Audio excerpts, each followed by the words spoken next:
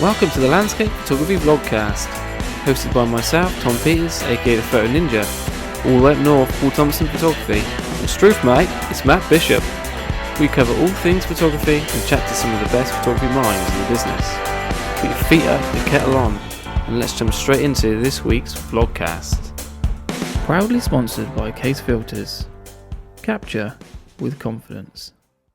Gosh, right, what's up, guys? Welcome to the podcast. How have you all been? Yeah, all good, thanks, buddy. You? Not too bad, thanks. Matt?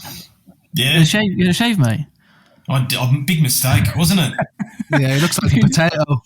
I know, because once every couple of years I just want to see if I've aged. Yeah, the only way to do it is to shave, and I went, I've aged. Now what? Growing back fast. No, it's life's so much easier when you can hide behind a beard, isn't it? It is, yeah. It gives you that false sense of security. It does, yeah, definitely. Yeah. We've got a very exciting speaker on tonight with us.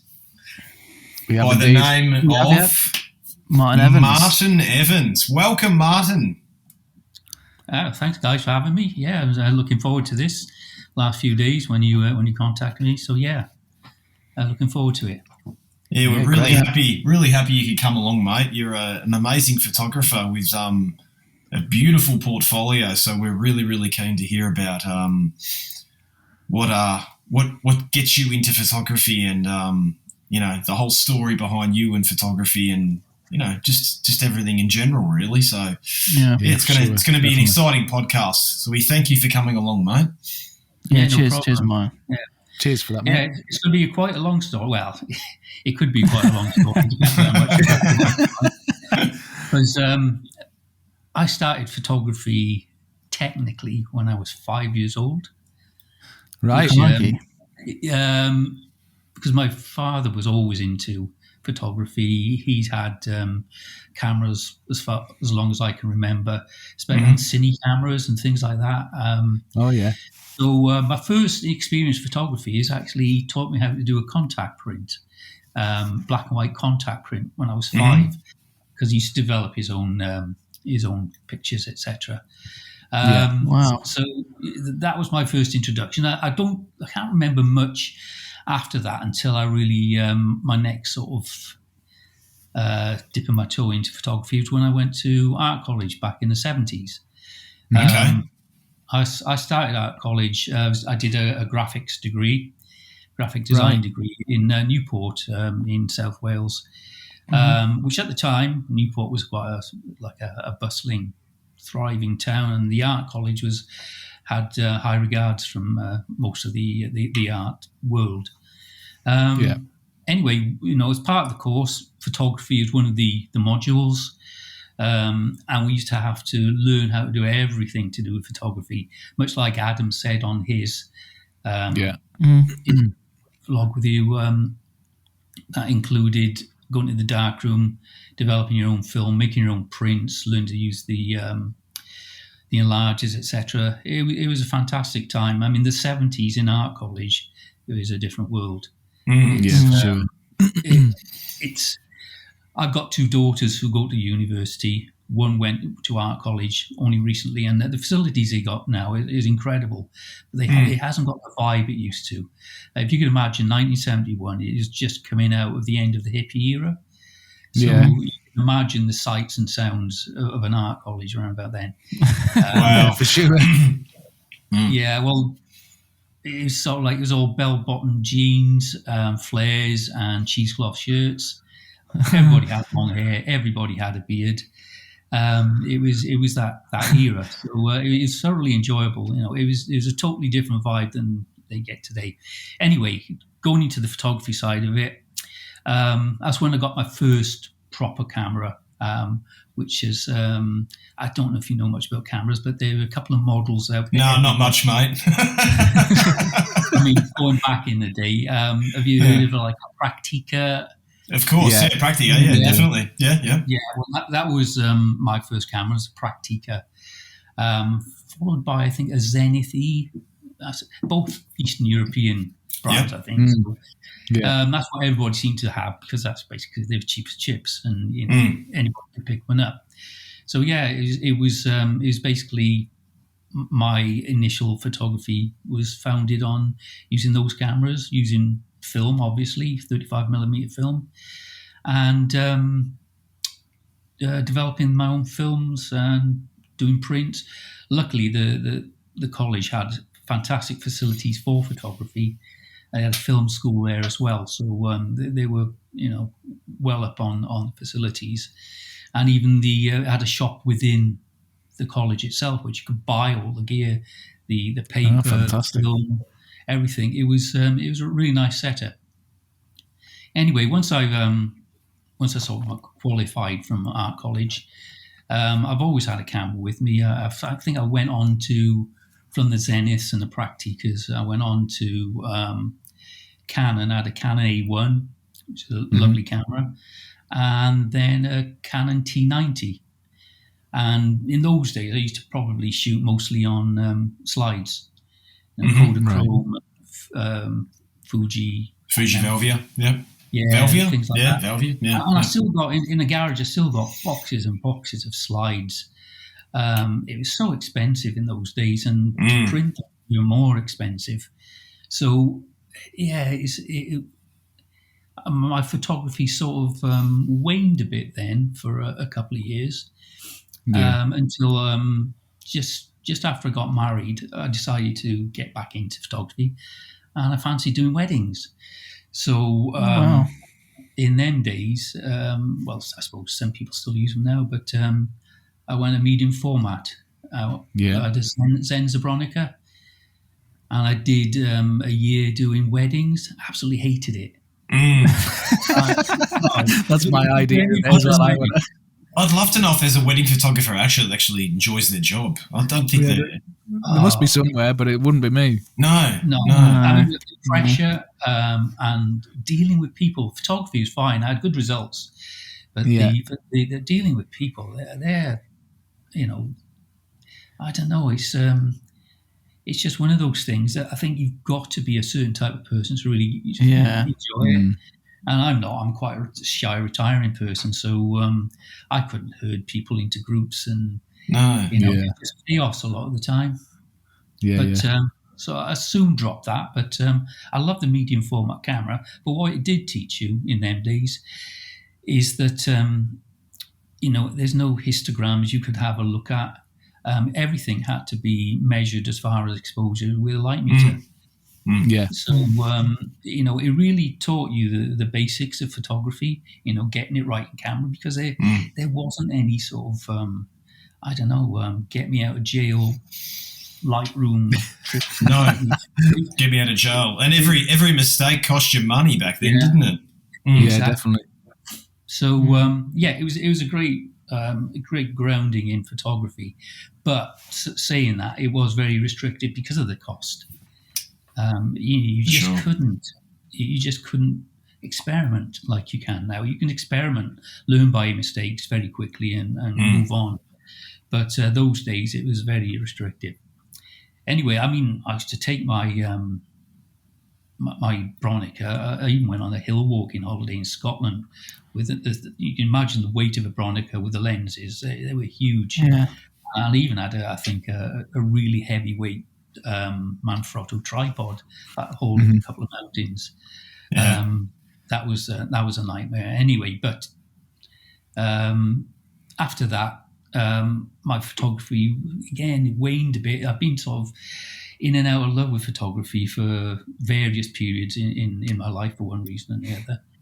But what got me back into it really was digital, the advent of digital cameras. And I think I got my first digital camera, which was like a 3 megapixel Sony job, around about the year 2000.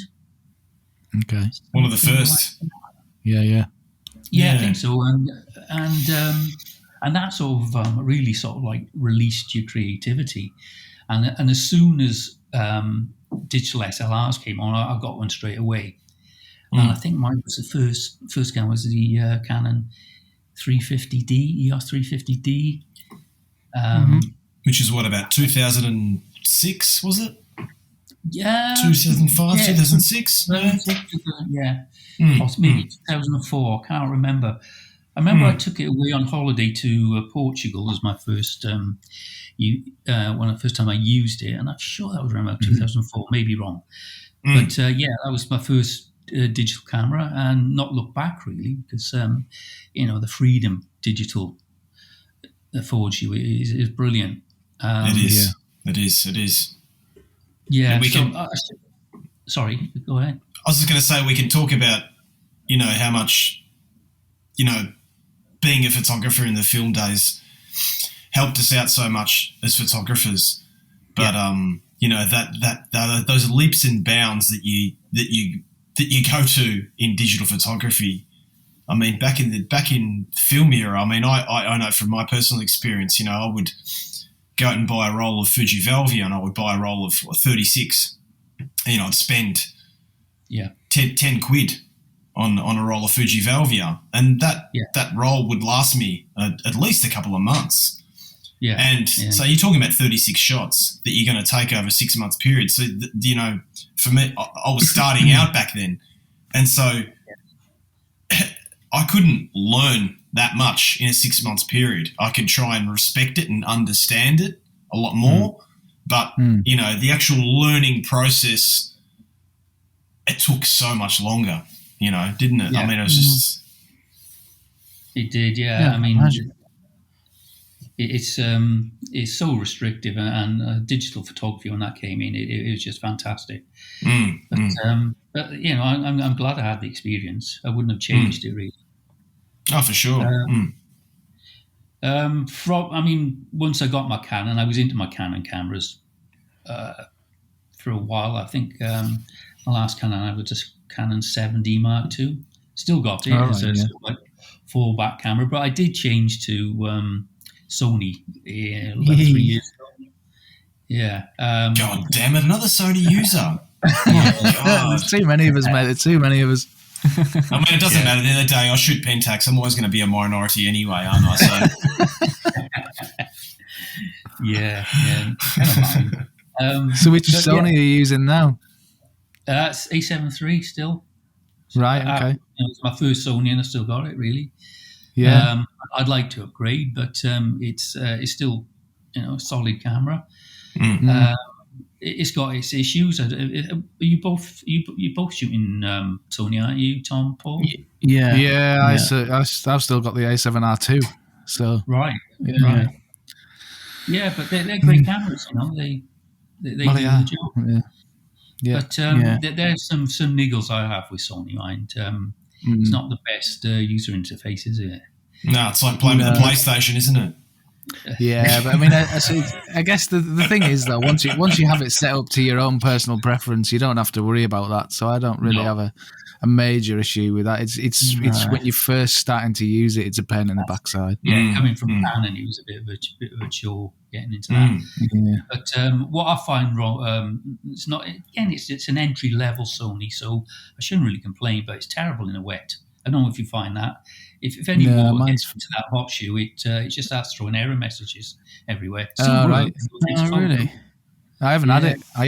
No. There's only Tom uses a little bloody Fanny's umbrella when he goes shooting when we go out in Scotland and that. He's got his wooden cocktail umbrella. He stood there with his little. It was torrential rain, winds. A lot of to hell with it. It'll be all right. It never hit once. It was fine. I haven't had it that long, see, and if I was to break it, I'd have to sell my house. So the umbrella was a cheaper option. But yeah, I'm getting there with it. I am slowly trusting it a bit more. It gets wetter every time I go out. Yeah. I never had any trouble with it, must admit, though. I was really impressed with my Canon, mine, because I've dropped that in the River Glaslyn in Snowdonia. It actually fell off the tripod and dropped into the river. I managed to fish it out after about 3 seconds, and after a week with a bag of rice in the airing cupboard, it came back to life. All right, cool. Really impressed with Canon. So I don't know whether Sony fare so well in those. Probably not. Probably not. Let's talk about your work. I mean, for those of you who don't know you, and I would advise people maybe just to hop a. Do you have your own website? I believe you do. I think I looked at it. Yeah. It's me-photographics.co.uk. So while people are listening, if you've got the time, jump on and have a look at Martin's his website and have a look through his images if you don't know him, and just try and understand what type of photographer he is. I mean, beautiful work, mate. I really like your photography. You can tell that you've got experience. Your composition is to die for. You've got an experienced composition, and you can tell that you've used medium format, because I think anyone who uses medium format understands composition so well. I think probably that helped you at some point. Did you see that? Medium format, and general film cameras, because like I said, you only get one shot at it. Less forgiving, eh? Can't experiment. So you try to get it right first time, but it's my photography, the style of my photography, really, I like to say that I'm not a technical photographer, although I get things right in camera. The actual picture is the starting point of the image. I've always got an end point for the image in my mind. Okay. And I tend to, although, like I said, I get things right in camera, the histogram's right, I get sharp as possible, focus stack, all that sort of thing. Once I get into Lightroom, Photoshop, it becomes a different beast. And I like moody, evocative images that really stand out on the page. I see a lot of photographers around, and they're all, they're excellent photographers, and technically you can't fault them. But I'm often left cold by some of the images, and it's not a criticism. It's just the way my brain works. Is that, of course, I like to see something that invokes a bit of an emotion within myself. For sure, and you can tell by the people that I really like, and I know one of the photographers is Enrico Fossati. Oh yeah. We've heard of him. We've heard of him. We've heard of him. Yeah. He's one of my heroes, because his style is basically what I aim at. The problem is I don't go to exotic places. I'm shooting in Wales. Most exotic place I go to. I would love to go to Iceland.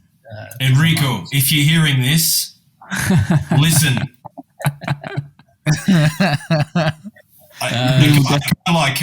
Enrico is a close friend of mine, and I feel the same way that you do. I've the first time I saw his images, I fell in love with them instantly. My images, I don't try and to emulate his style of photography, but I appreciate it for what it is, and I think it's brilliant. The way that his compositions are formed, the way he does post-production, the areas that he goes to.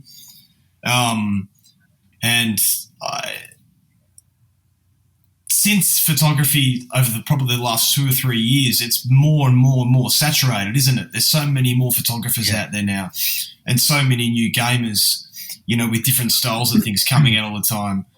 I think it's important for a guy like Enrico to know that there's still people. There is actually a lot of people out there who still look at him as one of those people who founded that style of photography. And it's great that we can actually have someone to look at and say, this guy started this style of photography and still doing it so good today. I could probably name half a dozen other people. Another great photographer that I like is a guy called Daniel Lan. Daniel Lan. Yeah. He's a competitor of mine in Patagonia, but anyway, go ahead. Yeah. He's a nice guy, though. He's a nice guy. I've spoken to him a few times. I'm just joking. He knows I'm joking. It's a similar style of work, I suppose. It's moody, evocative, it's atmosphere, bringing atmosphere, and that's what I like. I appreciate the technical things, and there's some work from other photographers. I think, crikey, how the hell did you do that? It's just so perfectly exposed. But it doesn't do anything for me at the same time. I don't know if that, if you understand that. I know what you mean. Yeah. So would you categorize yourself? Okay, when you open up an image in post production, I don't know if you use Lightroom or Photoshop or you use both, but okay, let's just say you open your image up in Camera Raw, and you look at an image that you took on field, and you said, okay, this image for me. You knew the second that you took that shot that it was something great, and you bring it up on your screen. Do you say to yourself, okay, is this image going to be an extraction or a manipulation? Do you understand what I mean by when I mean extraction? I mean we have that raw data available. It's to us. There's so much I think some people don't understand. Like it's like this whole quantum universe of information inside a raw file that it takes skill to be able to get that information out that we need to be able to create a three-dimensional image with atmosphere. And then we've got the manipulation, don't we? And how do you see yourself as a photographer? Are you more an extractor, a manipulator, a bit of both, or a bit of both? I'd say. I mean, every image is different, but basically, when I take a shot, I'm not what I'm looking for. I'm looking for depth. I'm obviously looking for the composition. I'm looking to try to introduce light in some way that will lead your eye, because and add that mystery or atmosphere. That's why if you have a look at my work, I shoot a lot of waterfalls. Yeah. And, me too. I mean, living in Wales, you can't avoid it, can you? No. But they lend themselves to that sort of photography. I love mountain photography as well, but unfortunately, when I was younger, I used to do a lot of mountain walking. Spent many a holiday in Snowdonia, Scotland, etc. But I had a film camera, and all that works on slide, which I can't really access as well now. But now, because I'm 66 now, the opportunity of getting up a mountain is a bit more daunting than it used to be when I was your guys' age, where you could say, oh, I'll do Snowdon now, and you wouldn't think twice about it. I've got to sort of prepare myself like an expedition.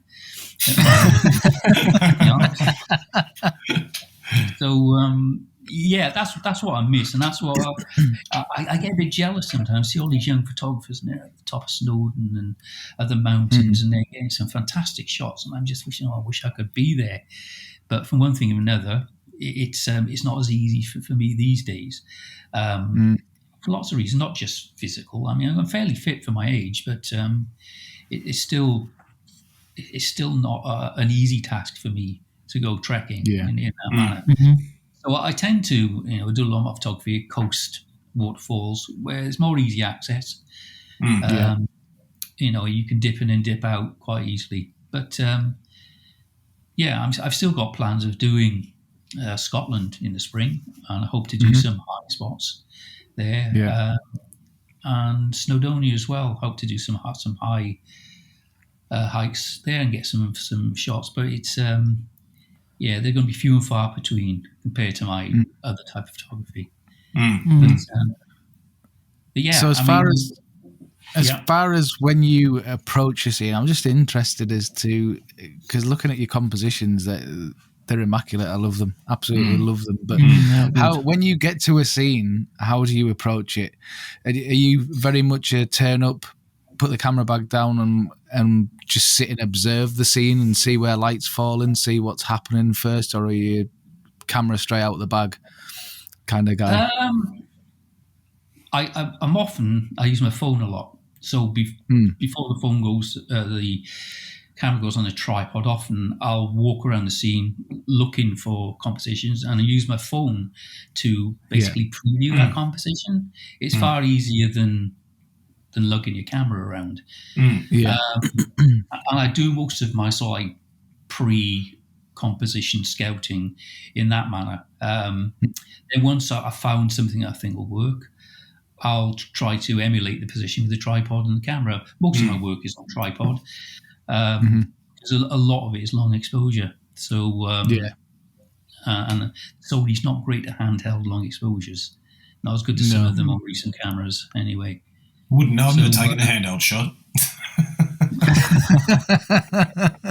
Only with the phone. It's funny you say that about the phones. You know, someone else uses a similar technique is Joe Cornish, actually. Yeah.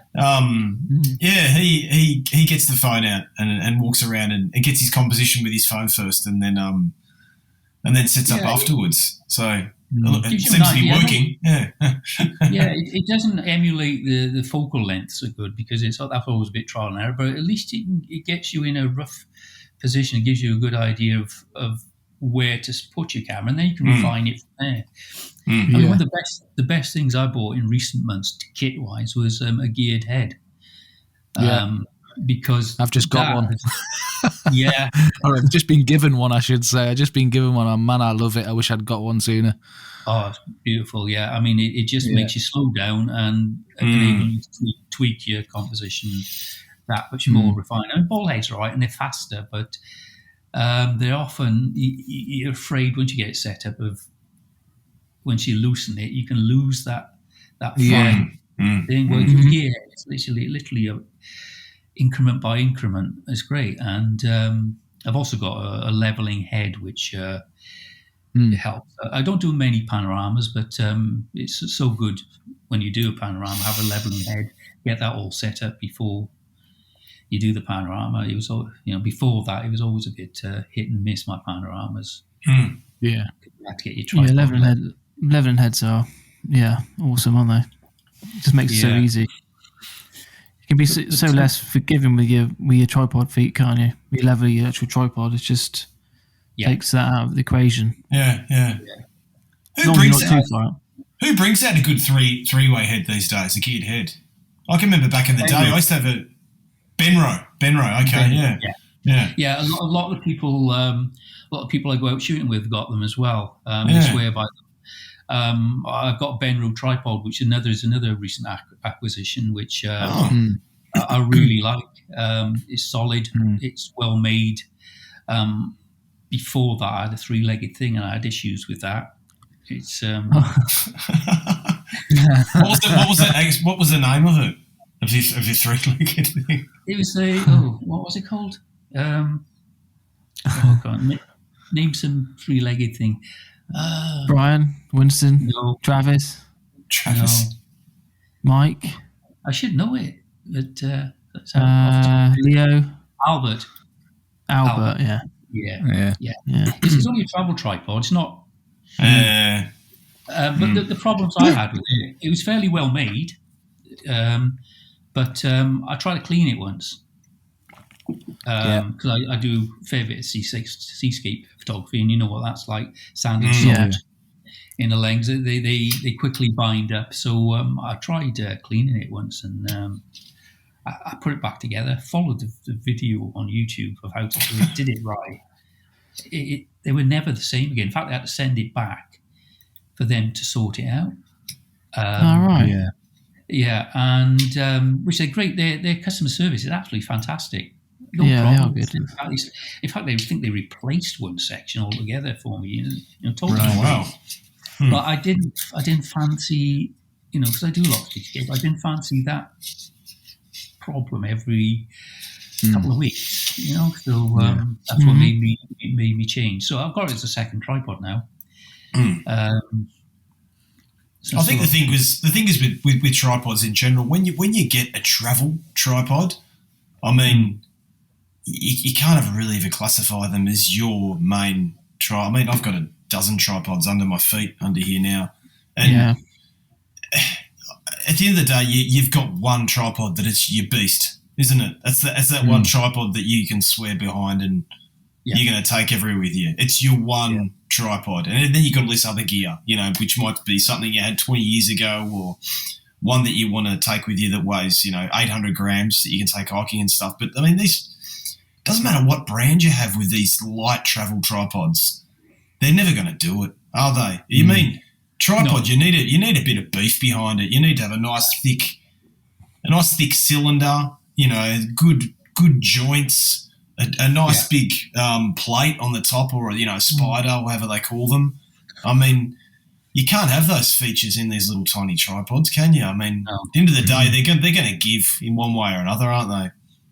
Oh, definitely. I mean, yeah. I mean, I bought it mainly for because it was a tripod. It was lighter for hiking. Yeah, I was trying to bring the weight down that I was carrying, but it was all right until I had those problems. And I've got a second standby now. So the bend roll is built. I got a Mach 3 bend roll, which is not the biggest. But I'm not very tall, so I don't have a problem with the lack of extension. So Ben Rowe is actually in the United States. I think it's for everyone who's listening in the United States is Enduro, isn't it? Yeah, sure. I think it's similar. It's the same. Ben Rowe and Enduro are the same brand. If you're in the United States, it's called Enduro, right? Because there was this one tripod that they bought out back in the time. What about 6-7 years ago now? They're called the Stealth. Enduro Stealth, which was an absolute beast when it came out. And from then on, they haven't done much because I believe that Ben Rowe bought them out. Right. Quote me on that. Any listeners out there that know, please abuse me. We usually take pleasure in that. We'll give you free rein on Matt this time. Yeah. I hope I'm right, so I can just tell you to bugger off.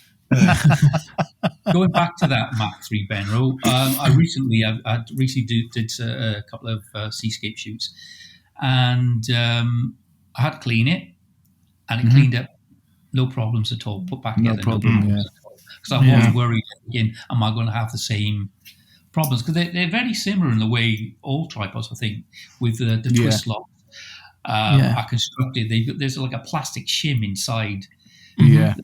And that's the thing you got to clean and get sand out of. And the grease. For some reason, I say it's just better designed. That part. Yeah.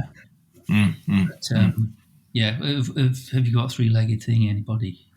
Oh, I love them. Yeah, I swear by them. Yeah, he drills over them all the time. Yeah, I've got. Have you clean your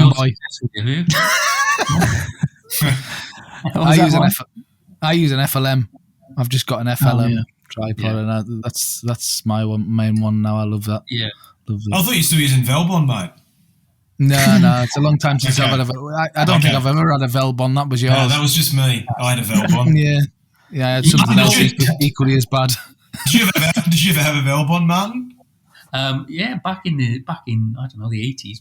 Yeah, that was like one of your. You can always tell actually the enthusiasts from the I don't know, just one of these by what tripod they got when you're out. I know that sounds a bit snobbish, but you see some people when you walk past them and they've got a Velbon and you think, you poor sod. That's going to be your first of many. Yeah, it definitely pays to spend a bit more money on your tripod, for sure. Yeah. But one of the best investments I've made last year was the geared head and the new tripod legs. I feel far more secure and confident when I go out there now. Yeah. But going back to the processing of things, what I tend to do sounds ridiculous, but I tend to throw away a lot of detail. Right. Okay. Soften it. Yeah. I do use the Orton effect. I do use vignettes. But the trouble is, when you see somebody using it badly, it looks awful.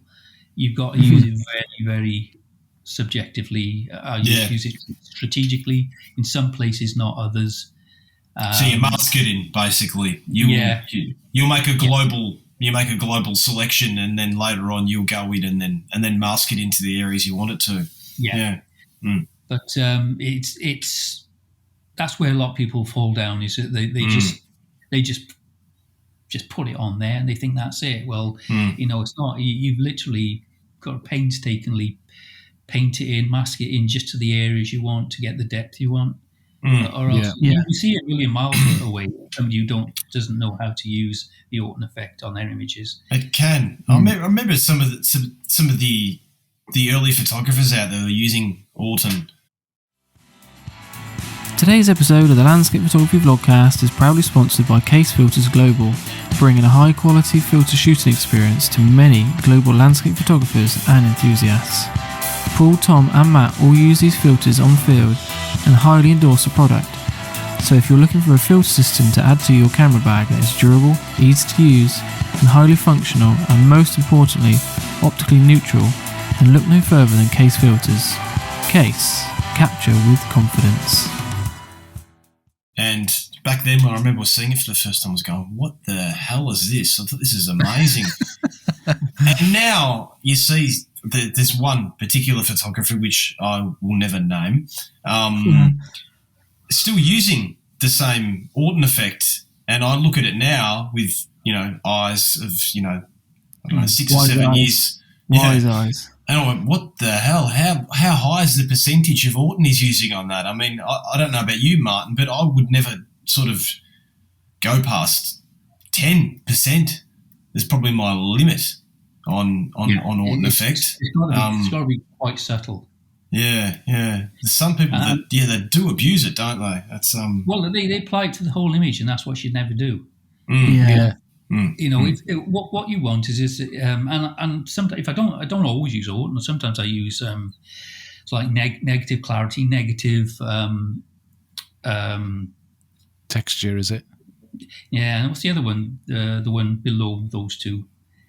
The hang on. Yeah. Negative dehaze.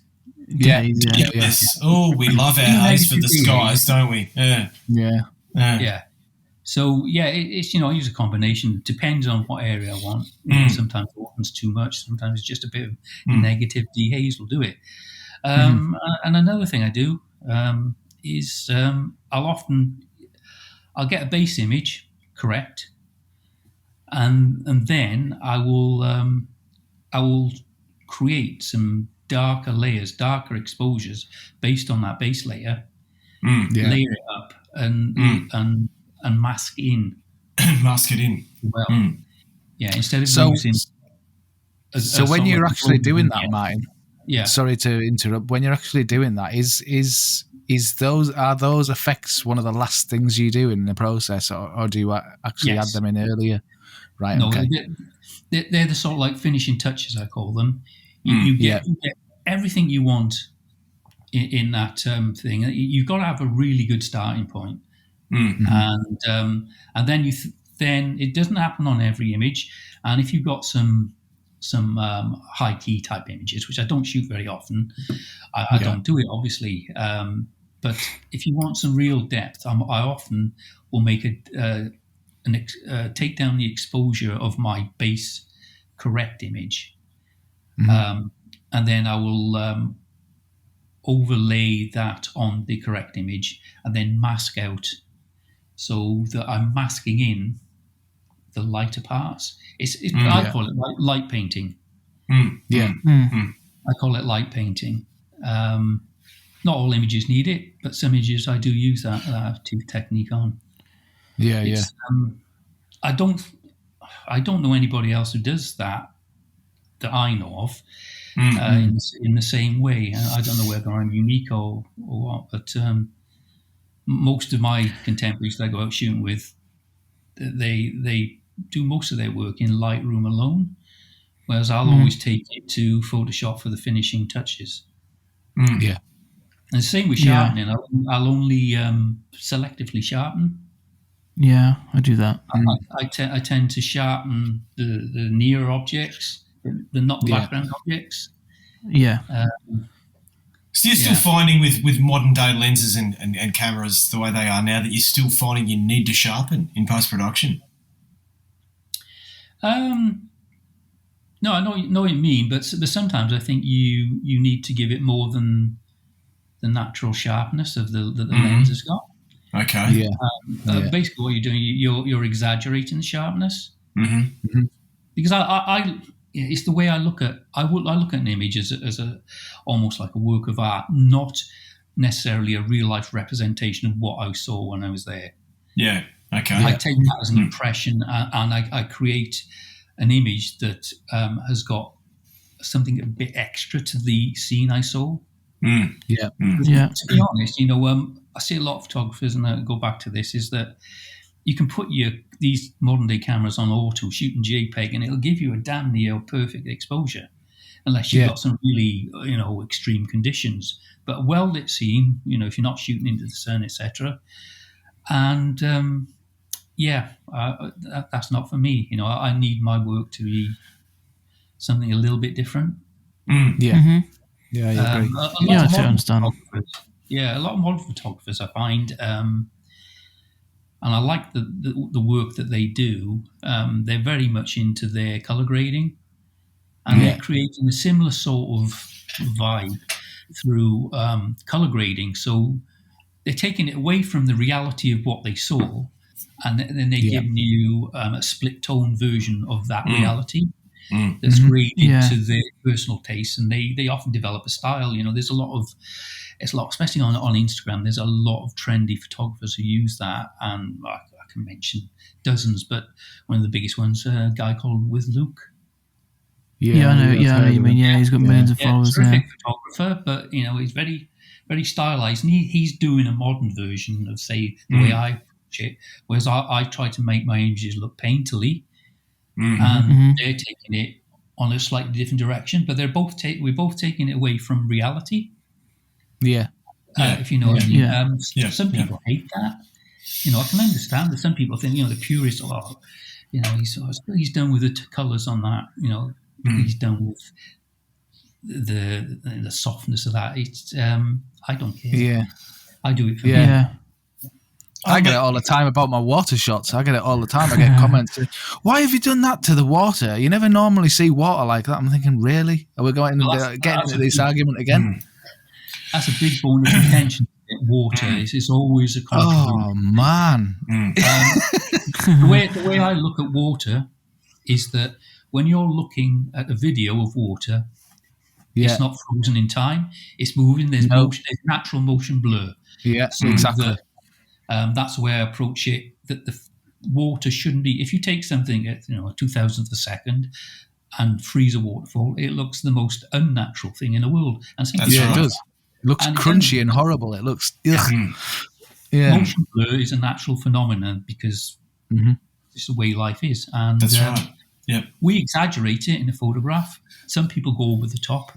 I tend not to shoot anything longer than 1 second, and most of my waterfall shots are around about a third to quarter of a second. Yeah, definitely perfect. Yeah. But usually, if I go longer, it's usually because it's a weak flow, and you try to want to beef up. Of course, the water there, because if you took it at that, it'd look right.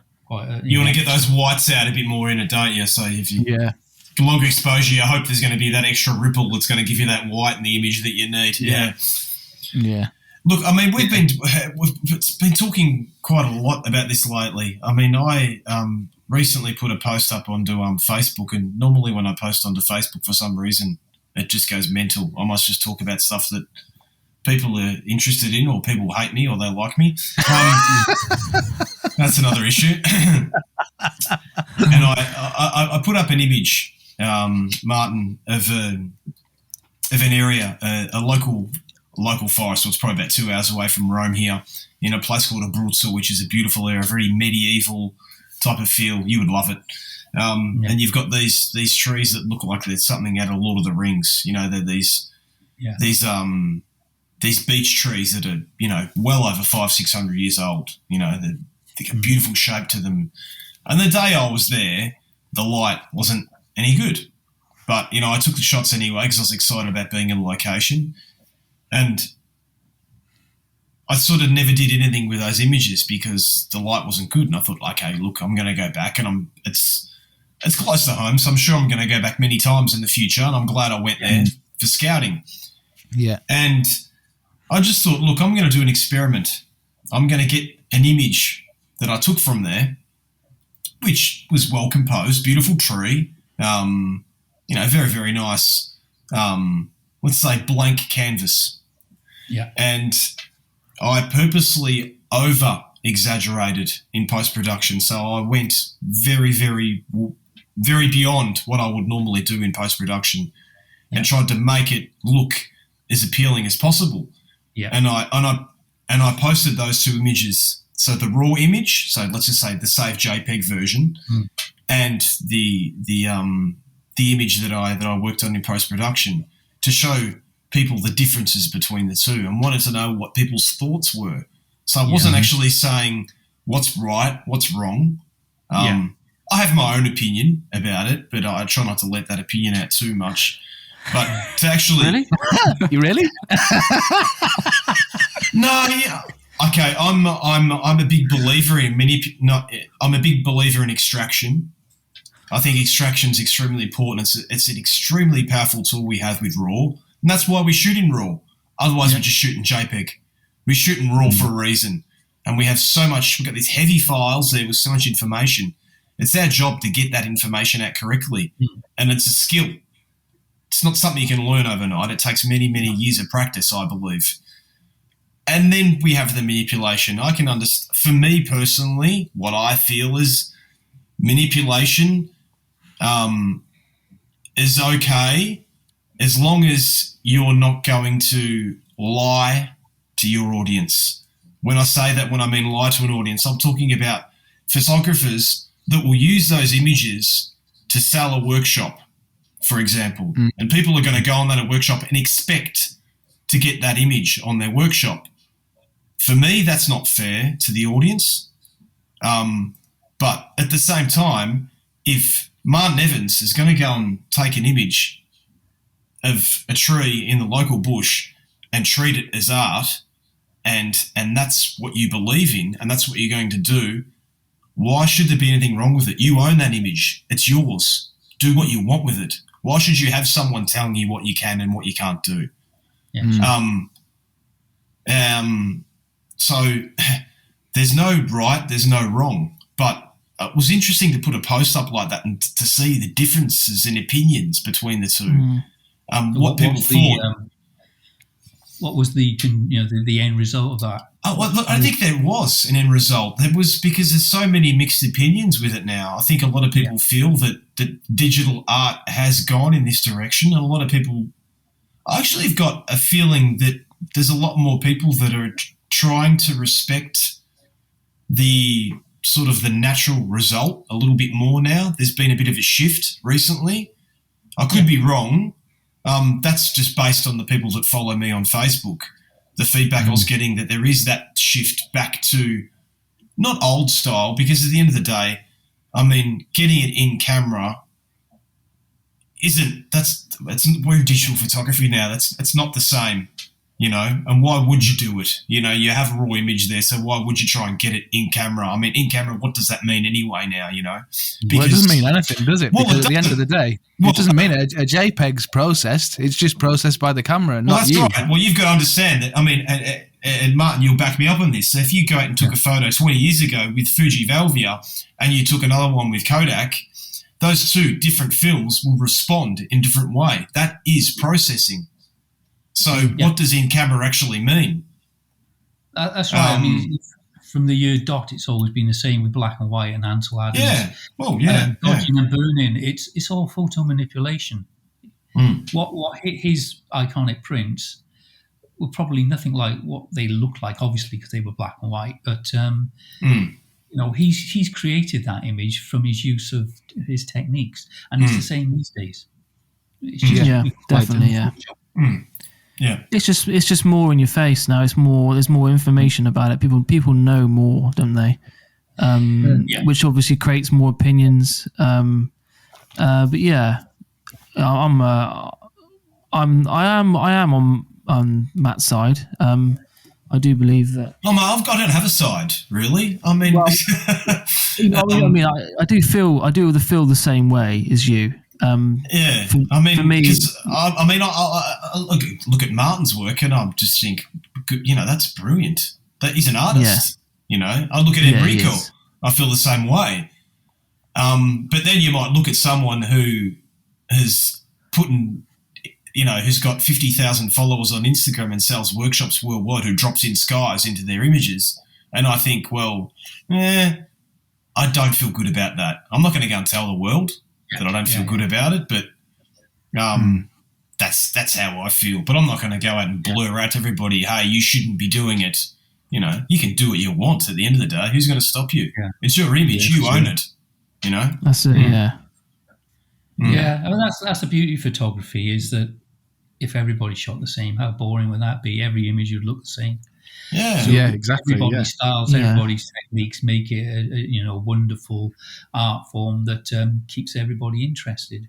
And to be honest, I mean, what really improved my photography in a lot of ways in recent years was social media, because I was exposed to so many different styles, so many different approaches, and social media's got a really getting a bad rap at the moment for lots of reasons, especially Instagram. And I'm a big critic of Instagram, but not for the photography, just for the way it's run. The photography side and the community in Instagram is absolutely amazing. And I've met many good friends that throughout the last few years and coming years that I'll always meet up with, different parts of the country, do shoots with. I would never have done that without social media. Of course. It is, and it's a great leveler as well. I mean, because you go out on a shoot and you go out with four guys. One might be a doctor, one might be a plasterer, one might be an engineer, one might be an artist, or it's a great level playing ground. Everybody is brought down to the same level. They're out for the same image, and neither one of them have got basically an advantage over the other. Whereas in respective fields, the plasterer would never go near a patient, as it's a stupid comparison. But in photography, everybody's on the same level, and everybody can learn from each other in some way or another. Of course. Yeah, definitely. Of course. It's good to hear the positive side of social media for a change, eh? Yeah, I mean, I've had a rant on Instagram recently, but that's about the way they muck around the algorithms. You must get that in YouTube and stuff. But constantly, don't get started on that.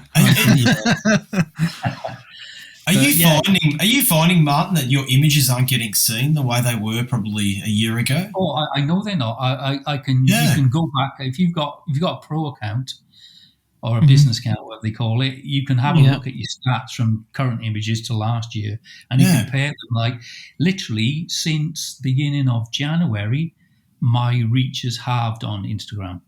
Literally halved, and the stats back that up. And it's nothing to do with what you're posting, when you're posting, because I do the same on every post with my hashtags. I'm quite confident the hashtags I use are not a problem. The times of day I post them are not a problem. It's and it's not just me. It's a lot of people.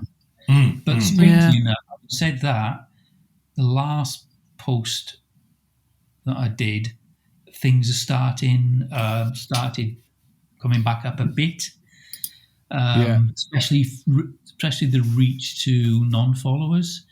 So whether they're tweaking their algorithm, they may have had a whole lot of pain in the neck complaints to make them double think what they've been doing. I don't know.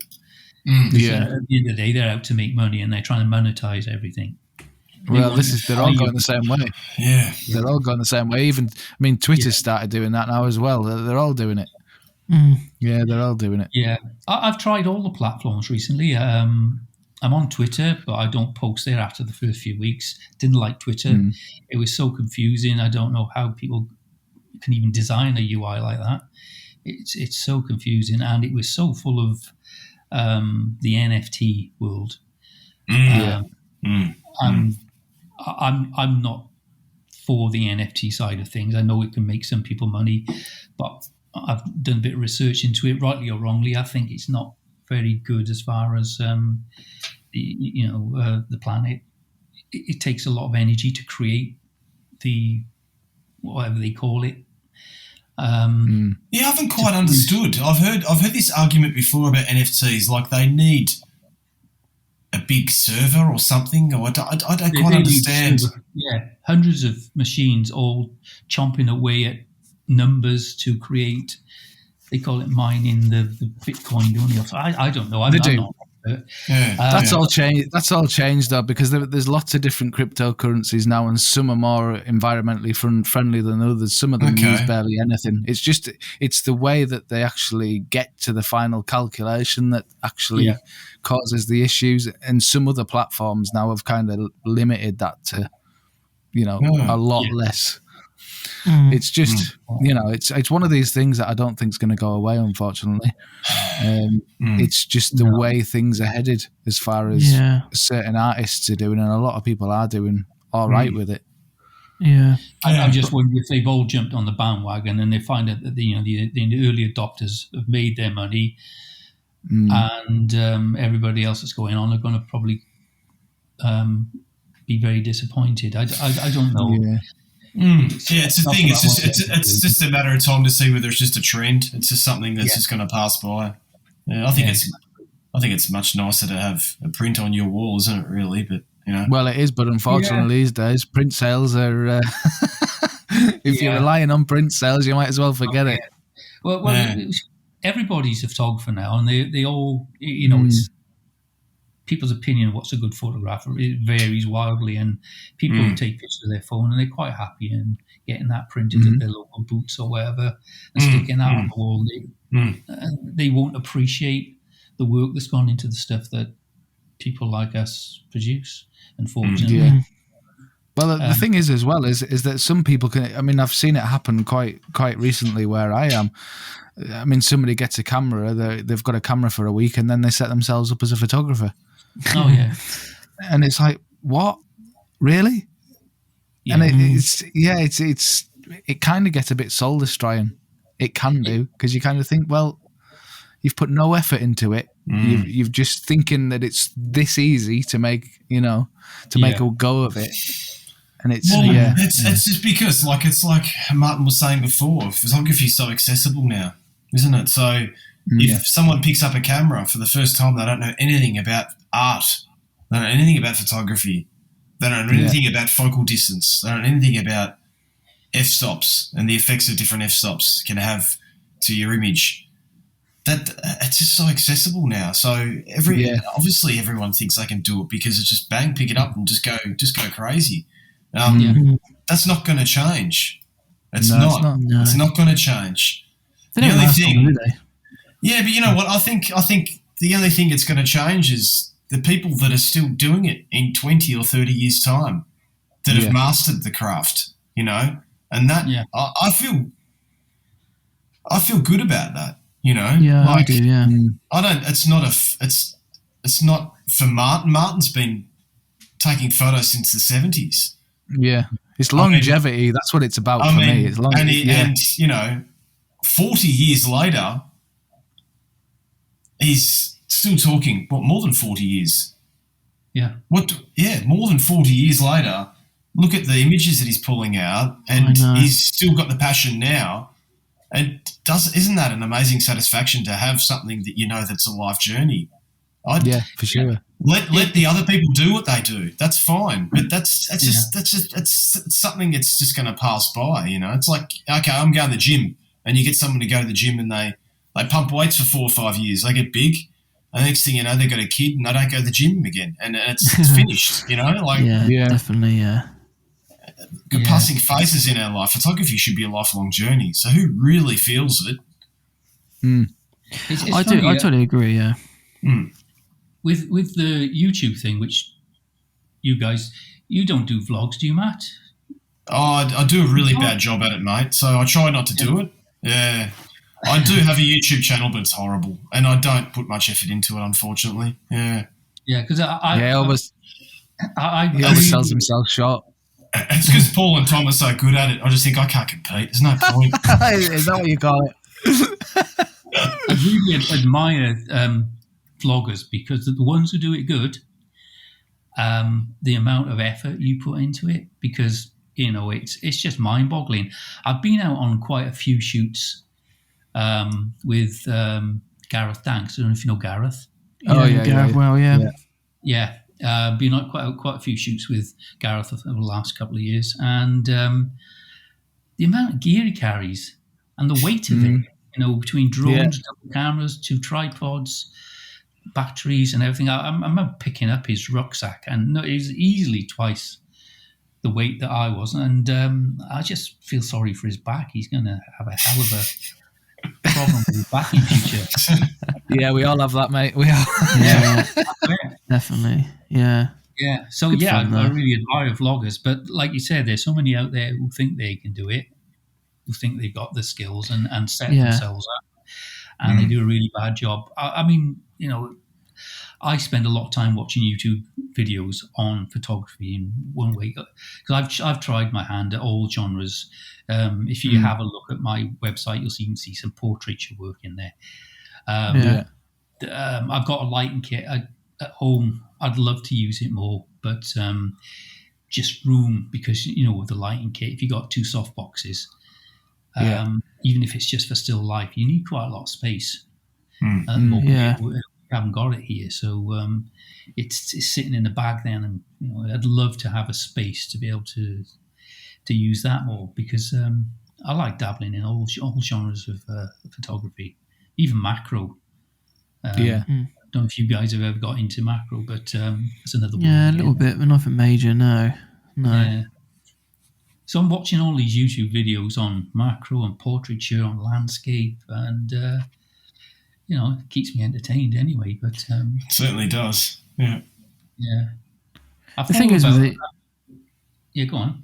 No, I was just going to say, the thing is with the people that do, whether it is Instagram, like Matt was saying, like Paul was saying, the newbies come on, they don't last though, do they? That's the thing, is I tend to ignore it a little bit and just keep doing my thing, because I just think, give it a couple of years' time when they think they're going to be the next Casey Neistat on YouTube, or the next Instagram sensation, and they've got like 5 subscribers and their images are still crap, and then they give up. But so it does hurt. I do believe the influx of them people, it hurts. I mean, I don't have anything against them personally. I get it. I I totally understand it. It's just that, when you get to a point where you're putting all the effort in, and then somebody comes along and literally after a week sets themselves up as a photographer, and you think, well, you can't possibly know enough by now. I mean, you've learned to press the shutter button, basically. Is what you're telling me. Now you're a photographer. Yeah. But as I say, I haven't got anything against them. It's just that's the way they view it. They think that's how easy it is. Yeah. Well, I'm sure it's nothing that God, how can I say this and try? I'm lost for words, guys. Can you believe it? I can't actually say the sentence. I'm sure they're not doing it on purpose. It's that you perceive it differently. Okay, you've worked on it for so many years, and you see someone come out and think, okay, well, bye, Paul. I'm going to walk straight past you now. It's frustrating on your behalf, isn't it? At the end of the day. Yeah, like I said, it's with everything. At the end of the day, it doesn't matter. It doesn't matter what it is in life. It's going to be that thing. We're lucky that. That's the thing. You should.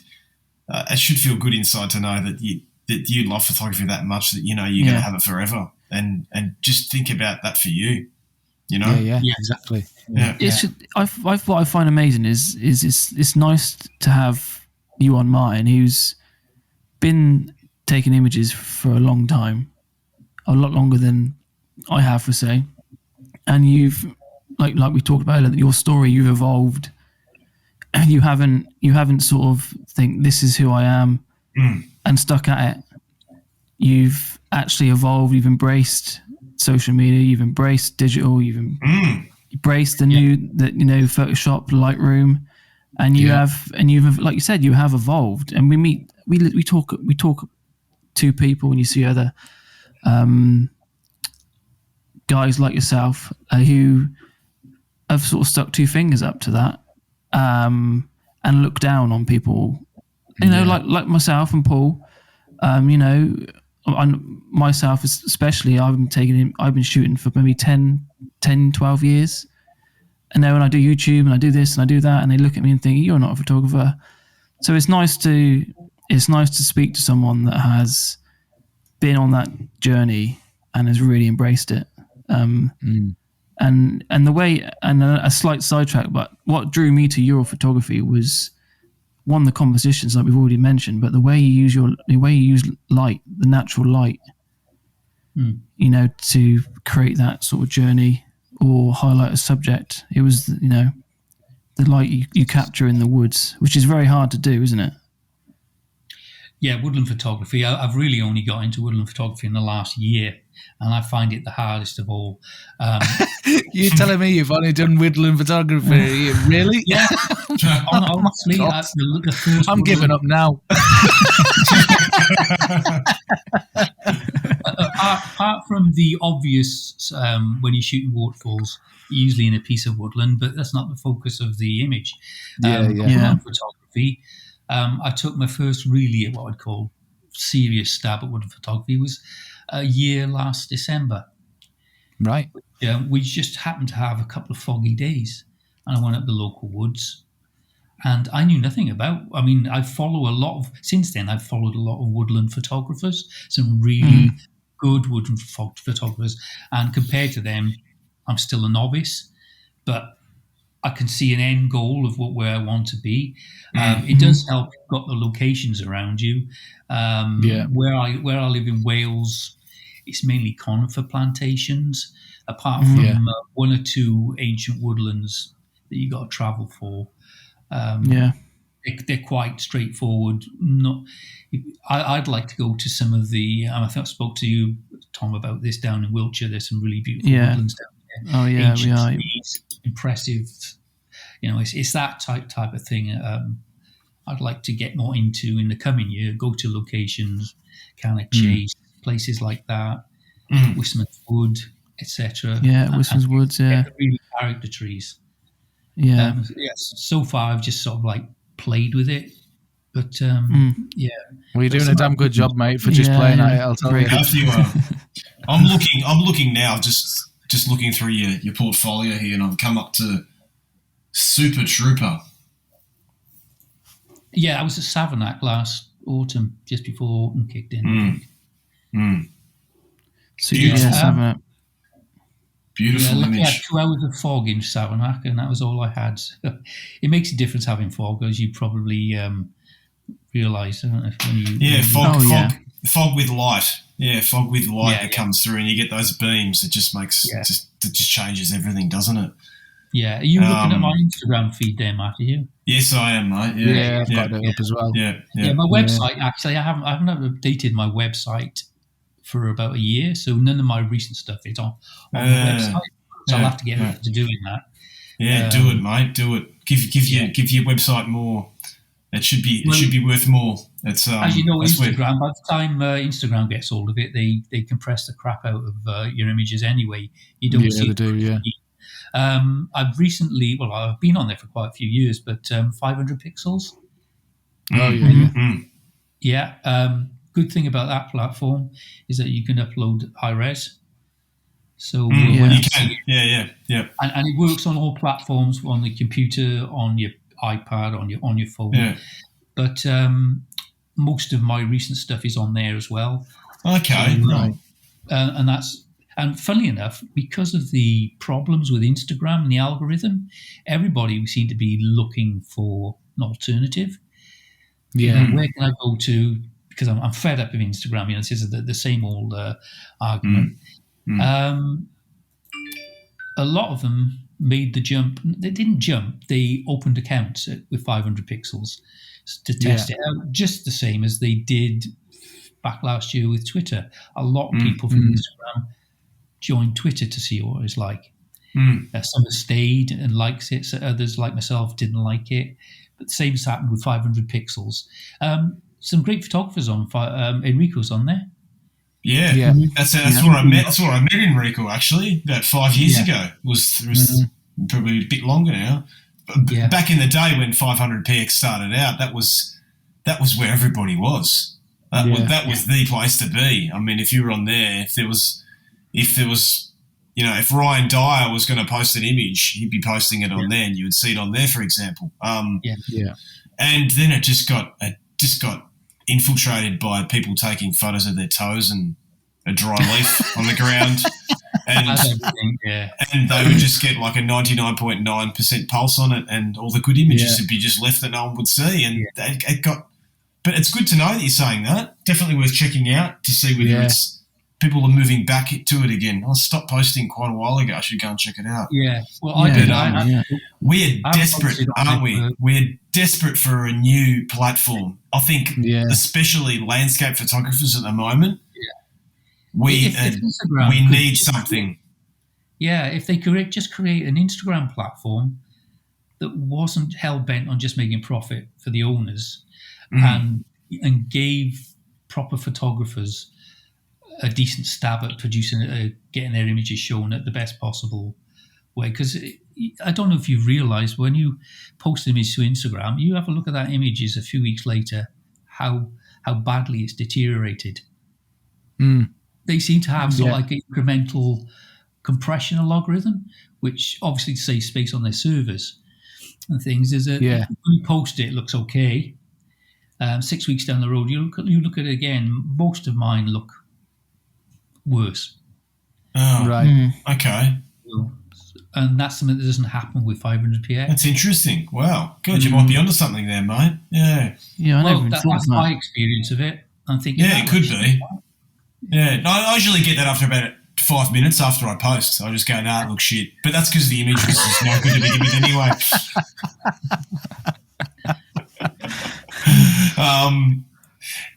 But we are desperate for a new platform, aren't we? I mean, there is so many out there, but none of them they don't seem to get it right, do they? I mean, we all know what we want. We want to be able to have a community of photographers, of genuine people out there that want to learn, who want to interact, and people get the exposure that image deserves. And unfortunately, there's nothing there. And you just... There's no money in it for anybody. That's the problem, and that's what everything's driven by. It's all money, and stats, and It's a shame. Unfortunately, I mean, even a year ago, Instagram was okay. I found it's a marked difference to when I was sub 10k on Instagram. It seemed to be working like a dream. It was the perfect platform in my eyes, and then as soon as I turned 10k. I don't know whether it is because you turn 10k, they look at you differently and you become a different type of, perhaps they think you're an influencer and then think, well, we'll start screwing him and try to get him to pay for promotions rather than letting him have organic reach. It made a nosedive from there, and this year has been pretty awful. I think they're just waiting for you to do what are they called? Hang on a tick. Reels. A reel? Yeah, you just need to dance around in your underwear in the river somewhere doing a reel. That usually works. I'd lose all my followers if I did one of those straight away. Well, buddy, it's been an absolute pleasure having you on. It has, Martin. Fantastic. Thanks for coming on, mate. We really appreciate it. We could talk with you for hours. Yeah, I don't usually do these sort of things, so it's a new for me. It's another experience in photography. Yeah, we appreciate you coming on, man.